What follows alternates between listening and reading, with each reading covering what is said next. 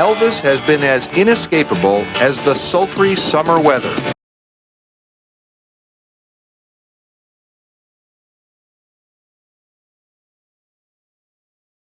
There's a saying that's been around forever. If you have to ask me why, no explanation would do. But what she and the rest worship is a legend, not a flesh and blood man. So we decided to talk to someone who knew the real Elvis. You knew Elvis so well. What do you think he would have thought of this? I think he would have loved it. Yeah. Red West was his best friend and later his chief of security, in part because of a deathbed request from Elvis's mother. She said, "Red, now you take care of my boy." And I tried to do that. A lot of times I wanted to knock the hell out of him, but I didn't. I held it back, and all I can say, I did my best. West now lives on a farm not far from Memphis, but a world away from the sound and fury of Elvis Week. When you hear of the Church of Divine Elvis or something, I don't know where this is, but yeah, that's getting out there a little bit. And I mean, I love it that people love him that much, but that's going to take it one step too far, I think. West and some of Elvis's other close friends tell their story in a new video, All the King's Men. Here is the real Presley, who, for all of his successes, ended up drowning in his own excesses. My cousin Sonny West and I were fired a year before he died because of an incident. We intercepted some things that were coming in that shouldn't have been. Drugs? Yeah. West says Elvis wouldn't listen to those who tried to help him, but he still thinks of what might have been. If he had gotten cleaned up and straightened out, I mean, he could still be packing them in anywhere. I mean, Garth Brooks just filled up Central Park up there. Well, hey, Garth is good, but he wasn't Elvis. You still miss him, don't you? I always will. A lot. Now, as you can see, there are already people lined up outside of Graceland. Some of them have spent the night here. They're waiting for tonight when tens of thousands of Elvis fans will go up into the house and by the gravesite with their candles for the traditional Candlelight Vigil. And then it'll be over for this year, maybe again next year or 10 years from now. Which leaves the question of why. Well, you know, academics, authors, artists, writers, they all have offered their answers, but maybe there is no answer. Maybe it's as simple as this. After 20 years, the handwriting is on the wall. Thanks very much, Judd. I saw a study the other day that says that Elvis is a bigger star than ever. Well, his music stands the test of time for me. How many people in the crowd under the age of 20? Hold up your hand. All born since Elvis died. How many of you, hands down, how many of you consider yourself Elvis fans? Those of you under 20. So much for that poll. Your favorite song? Oh, mine? Oh, boy. Heartbreak Hotel, I guess. I guess, yeah. All right. It's hard. Anyway, special day for us. One of our favorite people in the world having a birthday today. Julia Child with us from Good Morning America. Continue. First, earlier, before the tour was open, they were allowing walk-ups. The fans could come up to the Elvis gravesite where Elvis and his family members are buried, which is lined with flowers and displays and various wreaths. A lot of people put a lot of time and money into those. And, of course, the gravesite is a very solemn place where some of the most devoted fans showed up early this morning, and we had a chance to talk to some of those people. Death was just an end of a book. It's just the end of a chapter. But his life goes on, and it always will. As long as there is someone to remember, nobody ever dies.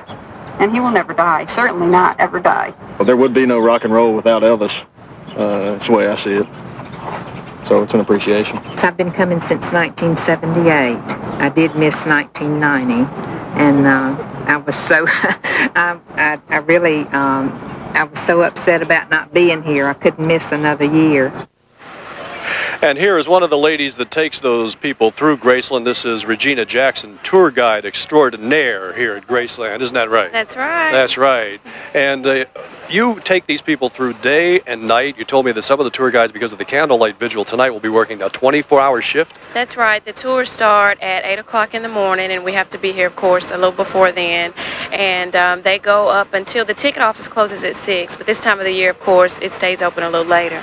But it will stay open. The gates will stay open till the last person with a candle comes through, no matter what time that is. No matter what time that is. And normally, I mean, last year it was like 4 o'clock in the morning, and of course this year they're expecting twice as many people. All right, they ask you questions, the fans. They want to know about Elvis. What's the craziest question they ask you? The craziest question. It's like a game show now. How much does the house weigh? We've had that several times. And what does the house weigh? How much does the house weigh? Can we go upstairs? Everybody wants to go upstairs. How much does the house weigh? Yeah. This is for a 14 cubic foot refrigerator. I have no idea. I have no idea. Okay, Regina, thank you very much. She's been here since 1991. She is on the Elvis retirement program. Now back to Donna and Bill in Atlanta. Thank you, Bill. Thank you. I wonder how much the house weighs. I don't know. What was that? A reference to the banana and peanut butter sandwiches and stuff? I don't get that one. No time. Hour, so you want to stay tuned for that. Certainly, it's a huge event in Graceland. 75,000 folks. At the top. With a top rock and roll star, but not the guy. He was not mythology then. He was just a top star, and it came out and it did rather well. And we were pleased that we wrote it, but it didn't inhabit this hallowed hall of mythology that it does today.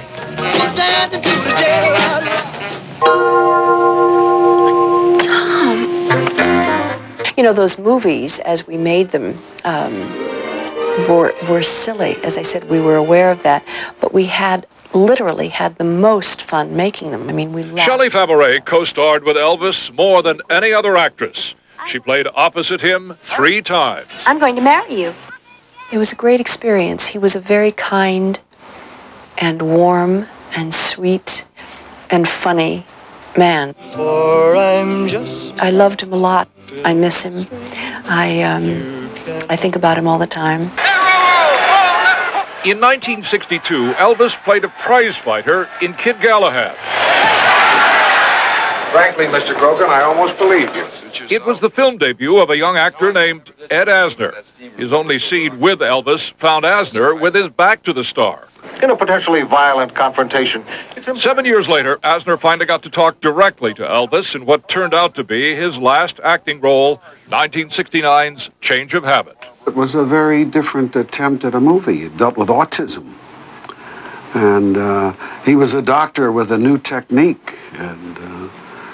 And it involved a potential love affair between him and a nun. And so we were getting the elements far beyond Kid Galahad. As for the musical legacy of Presley's Hollywood years, LA Times pop music critic Bob Hilburn says they were wasted. It was a tragedy what happened to him in Hollywood. The absence of this musical, pretty much a raw musical genius, that was just stifled at that time. MGM is doing a movie here.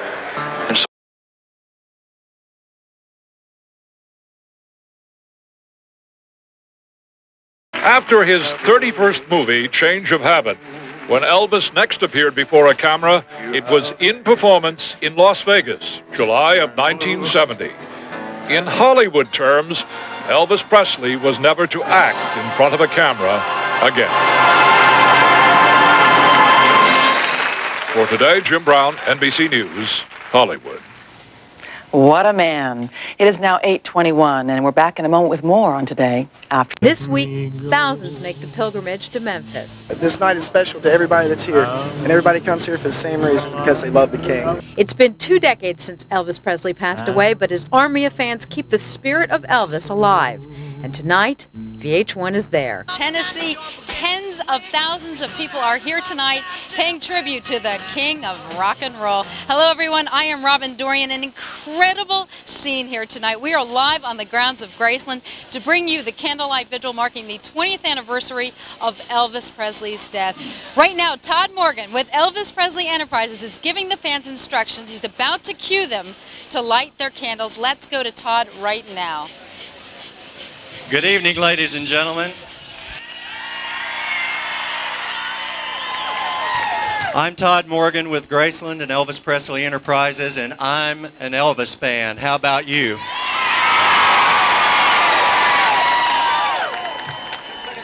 Really? Well, you're sending out a message to the world right now. The world's media has converged upon us, and in fact, right this very second, you are live in 60 million homes on VH1. Let him hit. Elvis is the greatest entertainer the world has ever known.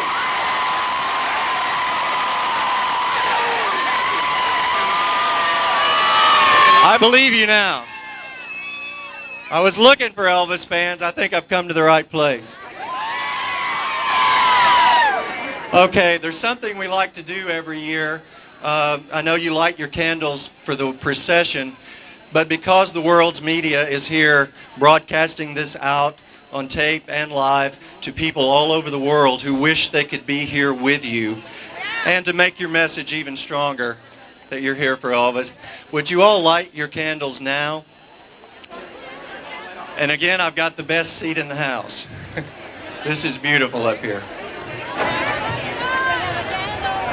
We know some of you don't have candles, you didn't bring them, but go ahead.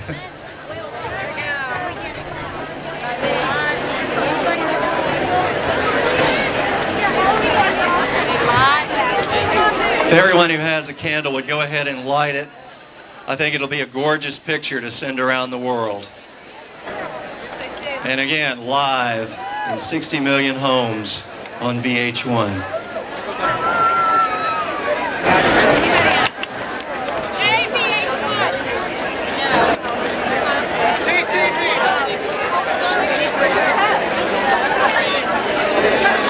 What an awesome sight. 20 years after his death, Elvis lives in the hearts of so many, and so many people have gathered here tonight. We will talk to some of them as they stream through the gates, and here's how it's going to work. At the gravesite in the Meditation Garden, an eternal flame burns 24 hours a day, 7 days a week.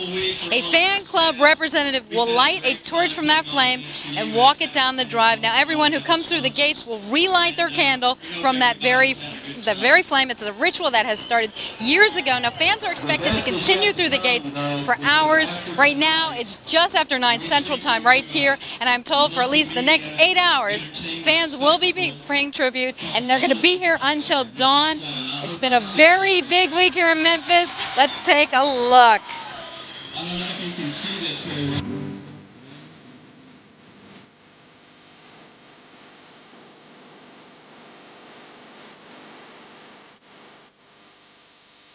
Tonight's the night they've been waiting all year for. I came home.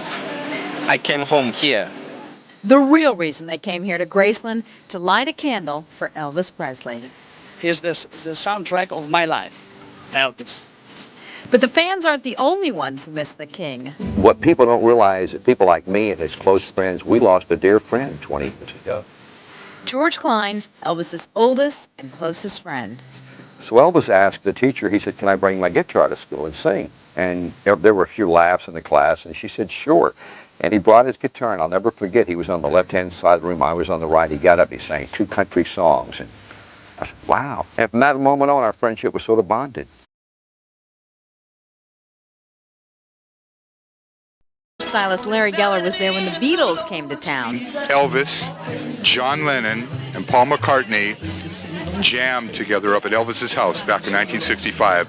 Extraordinary moment. They played for about 30 minutes and it was not taped. Can you imagine a tape of Paul McCartney, John Lennon, and Elvis Presley? Wow, that'd be something, wouldn't it? Just a plain and simple joke. The Jordanaires, who put the Bop, Bop, and Presley's Pop, are reuniting in concert this week. With a little high-tech help, once again, Elvis will be singing lead. The first high note he couldn't hit, he didn't want to try, was Surrender on 2 nights. And he didn't do it but one time. And he asked me, he said, how can I get that note? I'm afraid to hit it. I said, well, come here and I'll show you. So I just showed him how to act like he was throwing up, and he hit the 2 night. He did it one time, and that's the record. And movie co-star Sue Ann Langdon knows the real meaning of Love Me Tender. Well, his lips were very soft. I remember that very well. But in the movie, we're interrupted, so we never were able to completely get it on, as they say. All the King's friends, memories that bring a legend to life 20 years later.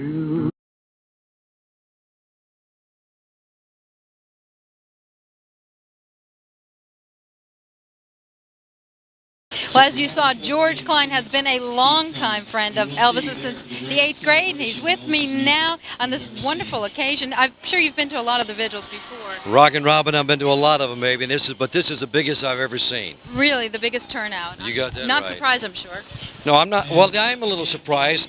10 years ago, it was awfully big. Every 5 years, it peaks. But this year, I never dreamed it would be this big. It's about triple what it normally is. It's not really a somber night. People are very respectful, but they're very excited. That's usual. The feeling here, Robin, is it's a mixture. They want to pay respect, but still they're happy, and it's a commemorative night, and everybody's enjoying themselves. Well, thank you for stopping by to talk to us. Now, on the 20th anniversary of the King's passing, you may think you have heard every Elvis recording ever made. Well, think again.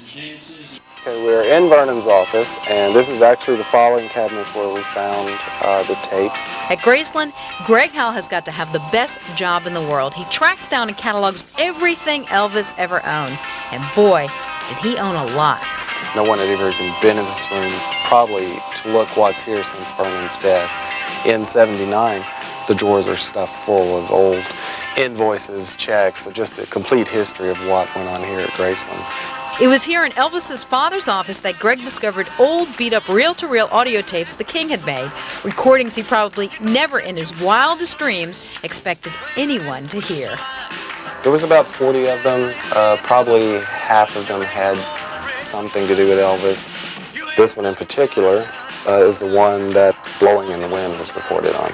And it says Elvis blowing in the wind. So, of course, we were like, could it actually be Elvis singing Blowing in the Wind? Everybody remembers Bob Dylan's version of this anti-war song. Elvis, who seemed to embody the exact opposite of the anti-war songwriter's sentiments, belts out his version of Blowing in the Wind. The answer, my friend, is blowing in the wind. The answer is blowing in the wind. Wow, kind of makes you wonder what other songs Elvis might have sung. The answer is blowing in the wind. Other times it would be a demo, or many times it was like Elvis talking. One was Elvis playing pool. One was like early '56, he was just reading a book into a microphone. In fact, there's even Priscilla playing drums on one of them. But it took the experts at RCA Records to bring the brittle tapes back to life. Only 3 of these newly discovered songs appear in the just-released collection, Platinum. Well, I think finding these tapes is something that Elvis fans had just dreamed about for years, that music that they haven't heard would surface. Great find. We will check back with Greg later on as he unlocks a door to a part of Graceland that we've never seen before. Well, we asked a few familiar faces about how the Great One influenced them. So we will do that a little bit later. So stay tuned because Elvis lives. Walking up the right side of the driveway. Have passed since Elvis Presley died, and tonight we have joined thousands of fans to mark the day to celebrate Elvis, his life, his music, his legacy. Hello everyone, I am Robin Dorian, live on Elvis Presley Boulevard in Memphis, Tennessee. We are inside the gates of Graceland, and right now with me is somebody who was only 3 years old when Elvis died, but he knows a lot about the King. Now, your name is John Jackson, and you graduated from Indiana University, and you graduated with a degree in? As far as I know, I have the first ever degree in rock and roll history. Now, I went to college and I played a lot of rock and roll, but they wouldn't give me a degree. How did you finagle that? We have a program there called the Individualized Major Program that students can have the opportunity to put together their own degree-granting curriculum and get a faculty sponsor, and you have to do a senior project when you graduate. So it's real, and you have to convince a committee that it's a real thing, and I did that. Why Elvis? Just a great excuse to listen to a lot of Elvis Presley music? Yes, well, my degree was in rock and roll history in general, but I did a senior thesis. I did a interactive CD-ROM on Elvis with video and text and music and all things like that. Well, we're wrapping up. One quick interesting fact about Elvis? Put you on the spot. Anything you can think of? A lot of people don't understand really Elvis's cultural significance. A lot of people know the music and the man and everything, but his most important thing was the cultural significance in the 1950s. John, the scholar of Elvis. Well, thank you very much. Now, more than 750,000 people come through these gates every year. They tour the house, they tour the office, the back, the racquetball courts, and of course, the meditation garden. But no one has been inside a room you are about to see. This is the first time anyone's seen this bedroom publicly. It is Elvis's parents' bedroom, Gladys and Vernon. And you can see they gave me a purple key to go with purple drapes. Remember our man Greg Howell? This is a room at Graceland you've never seen before, and it'll only be open to the public for 1 week. But we got a sneak peek. This photograph was Gladys's favorite photograph of Elvis, and she always had it in her room. This was actually Gladys's little jewel box or knick-knack box, and inside it there's just various things. You can see the Avon lipstick, a lot of the buttons, and a crystal from the chandeliers. Now on this side of the room, once again, these wall sconces are original to the rooms in the 50s. Basically, it was purple as you see it. There was, and then there was a lot of gilded gold. As you can see, this is the bathroom, and we know that Elvis restored it to Gladys's taste, and her favorite color was purple.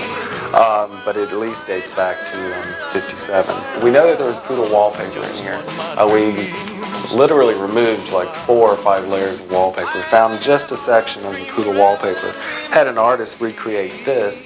So this is what it will look like once it's on the walls. So as you can see, people are very interested in seeing Gladys's room and seeing even the bathroom. I think they've passed through by this door for 15 years now and wondered what it's like in here. Now, my favorite room at Graceland is the jungle room. I mean, you gotta love a room with shag carpeting on the ceiling, right? Well, there are lots of Elvis fans, and then there are Elvis fans.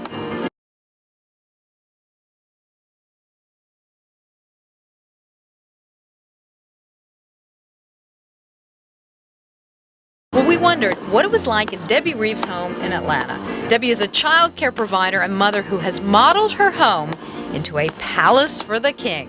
When he sings, he's singing to you, directly to whomever you are. He's singing to you, and he reaches down and he touches your soul, especially gospel. If you've never heard Elvis sing gospel, and you haven't heard gospel, Elvis is a part of my life, and so he lives in my life. When I wake up in the morning, my little alarm clock plays an Elvis tape. This is my Elvis quilt that my mother-in-law, Mary Lou Reeves, made for me in '93. She hand-sewed every letter on this quilt. It took her about a year. We have the fan club meetings here in the Elvis room, and we have sometimes up to about 15 to 20 members that'll actually come. Some will travel for a couple of hours to come. We just sit around and watch Elvis videos and eat. We bring food and eat and just talk and swap, and just bring whatever new we might have that the other one didn't know about or something. And I feel very thankful and grateful that I have him in my life. He makes me happy. He always has.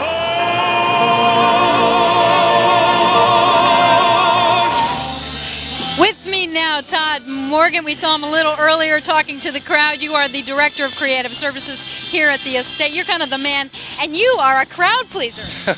Well, there are a lot of people very hardworking in our company, and I kind of get out front because I'm the ham in the bunch, so they like me to do that. But anytime I get up there, I represent a lot of work by a lot of people.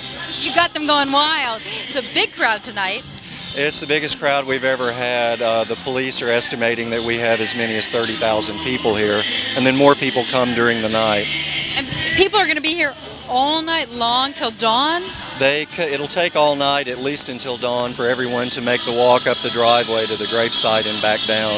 It's really an amazing sight. Right now there's the opening ceremony with one of the fan clubs, then everything gets quiet, and it's an amazing sight. So it starts sort of at a high, and then it gets a little more somber and emotional? Well, it doesn't get overtly emotional, it's just very quiet. I mean, all week long they're partying and going to dances and social events, and then they stop on this occasion during the week to pay a quiet, respectful tribute. It's a show of force for them to the world that Elvis is #1 and that they'll never forget, and then it goes on to new generations. Already it's a show. It's just been on a few minutes, and it's an incredible show. Tomorrow night, another big show. Yeah, Tomorrow night we present Elvis in concert at the Mid-South Coliseum in Memphis. We have over 30 of Elvis's original former bandmates from all eras of his career, 55-piece Memphis Symphony Orchestra, heavy-duty production, and Elvis stars in the show. He's singing lead. We've taken all of our favorite concert footage of Elvis, dropped out all of the sound except his voice, and he sings, he talks to the audience, he jokes with the band. He kicks it. It's great. You think it'll be a little creepy, or you think it'll be amazing? We've done this in a much simpler style production in the past, and it's not freaky at all. It's just very, very exciting, and within 2 or 3 songs you forget that he's not really there, and it's a wonderful way to present his work in front of a live audience and new audiences. And I understand if all goes well, you may take it on the road? Well, we might do a roadshow size production, but very elaborate like that, and maybe Elvis will get that world tour he never had. Well, thank you, Todd. Thank you for hanging out with us. We'll be seeing more of you, and we will be seeing more of you right here on Elvis Lives.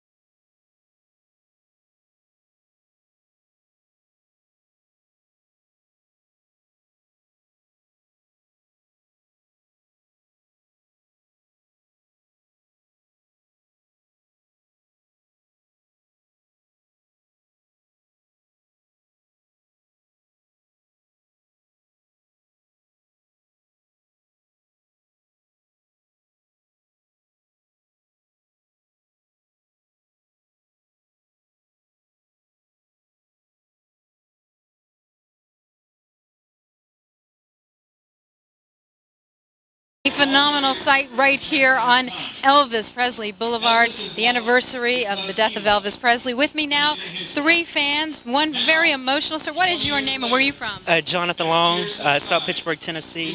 And obviously you are a very big fan. You've got the candle and you even have the TCB. And I know this is an emotional night for you. Yes, I'm the president of the Elvis Presley Welcome All of My Shoes fan club. I'm going to come back to you, but let me introduce the other people here. You are? I'm Leo Bransels. I'm from Belgium, Europe. You're from Belgium, so you came very far. We came from very far away, and we traveled for the 10th time to Memphis. Just for this, tonight? Only for the candlelight. Not Belgium to Memphis? Yeah, Belgium to Memphis. And you? Sue Sutherland from Haleyville, Alabama. And are you a member of the fan club? I'm president of If I Can Dream, Elvis in Alabama fan club. How many times have you made the pilgrimage here? Every year. Is this obviously is the biggest? This is the 19th Candlelight. Now you're taking this very, very emotionally. I know this is a hard night for you. Obviously a big fan all your life. I'm only 16. So you were never even alive when Elvis. How did you become such a big fan? He's Elvis. You know, everybody loves Elvis. I don't know how it started. And so you've just always loved Elvis your whole life. What is it about him? What is the magic? Just being Elvis, you know, his music, being himself. And what's it like for you here tonight, seeing everybody with the candles and being with other people who share the same interests as you? It's great that all the Elvis fans get to come together and be, you know, pay tribute to the greatest entertainer in the world, but it's also very sad. For you in Belgium, it must be hard to find other Elvis fans, or there are plenty of Elvis fans? There are plenty of other fans. We have 1,500 members in Belgium. For a small country, it's a big fan club, you know, and we have 140 here together today. Why so big? Why so many fans there? Well, there are only 9 million people in my country. And they're all Elvis fans. What do you think it is? Yeah, I think it's great. If we can find that many people that love Elvis after more than 35 years, the long time that our club exists, we're grateful. Well, thank you all. We're going to let you get back and go back to the ceremony. Thank you for joining us. And a special thanks tonight to Elvis Presley Enterprises for letting us come here. They've allowed us to give you special access, and may we always remember Elvis Aaron Presley for his incredible contribution to music, because he is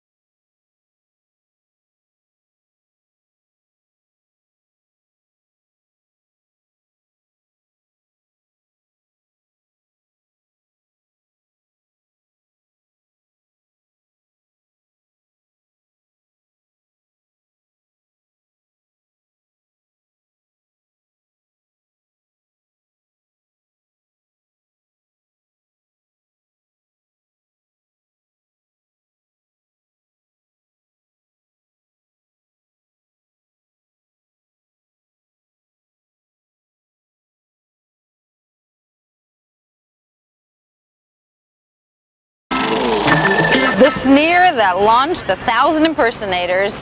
It was the swiveling hips that shocked the nation. It was the sequin jumpsuit that clothed the ever-expanding body. Hey there, I am Robin Dorian, and on this edition of Hollywood and Vital, it is one big Elvis sighting. Yes, we are TCB, taking care of business, here in Elvis Central, Memphis, Tennessee. Now, Elvis made 33 different films in his movie career, and they all had hit soundtracks, making the crooner with the famous sideburns the first rock star to mix movies and music.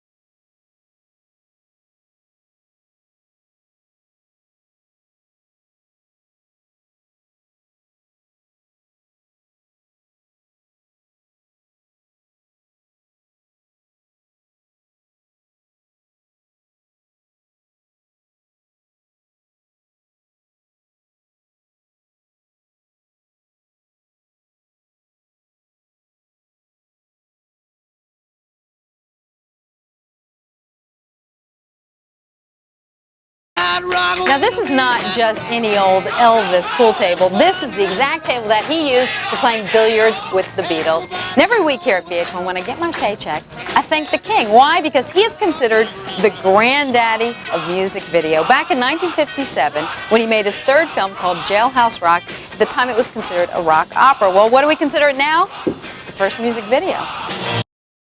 You have your Planet Hollywood, you have your Hard Rock, you have your Hooters, the ubiquitous theme restaurants spreading like out-of-control culinary epidemics. Well, now for you gourmet snobs, we have the apex, the pinnacle, the creme de la creme of theme restaurants, Elvis Presley's Memphis, dedicated to the man, his movies, and of course, his deep fryer. Oh, it's overwhelming. Absolutely, there's no doubt about it. Elvis still has a great magnetism for people all over the world. Elvis is here. Elvis is running this thing tonight. Hundreds of people lined up to welcome members of the Memphis Mafia, old friends and family, including Priscilla and Lisa Marie. For Elvis, this is where it all started. This is his roots. And in fact, in this building is where he used to buy his clothes. So it was just a natural. I vividly remember when Elvis Presley used to come here to buy his clothes at former Lansky Brothers, and now to have an opening of a club here on a historic Bill Street, it does a lot for Memphis.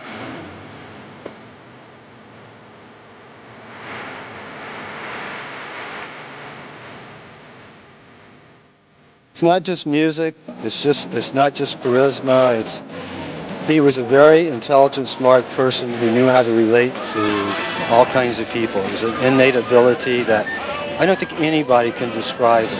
And I can tell you one thing, the service you're going to get here, you're never going to be robbed on prices. You're going to be treated unbelievably, because that's just the way Elvis was. Inside, Jewel christened the stage. It's really neat. I never thought that, Lisa Marie and Priscilla would ask me to do such a thing. So it's really an honor. Very surprising. I was a little afraid Elvis Presley's Memphis would be a bit of a zoo, but they really did a good job with this. It's very elegant and, it's not cheesy at all. I really enjoy it. It's nice to be in here.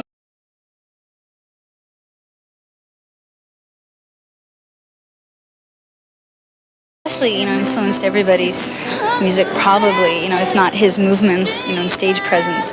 What really affected me about Elvis was, his gospel singing and watching him warm up, the tapes that seen him warming up with the singers in the backstage, and his professionalism that I've heard about, and his kindness toward his band and stuff like that has always really impressed me. A great performance, a great night, as a new landmark to the King of Rock and Roll opened, making it clear that Elvis lives. Now, if you ever wondered why Elvis sweat so much during his performances, try doing the pelvic thrust in this heavy artillery for a few hours. Now, one of the big songs during the jumpsuit era was Can't Help Falling in Love. Well, we have it now from the movie Blue Hawaii, which is BS, before sequence. Grandmother, you remember Chad? I'm delighted to see you again, Chad. Welcome back from the Army. Aloha, Ms. Managa, and happy birthday. I brought you a gift from Austria. Thank you. The light you kindle in my granddaughter's eye is gift enough. It's a music box. It plays a European love song.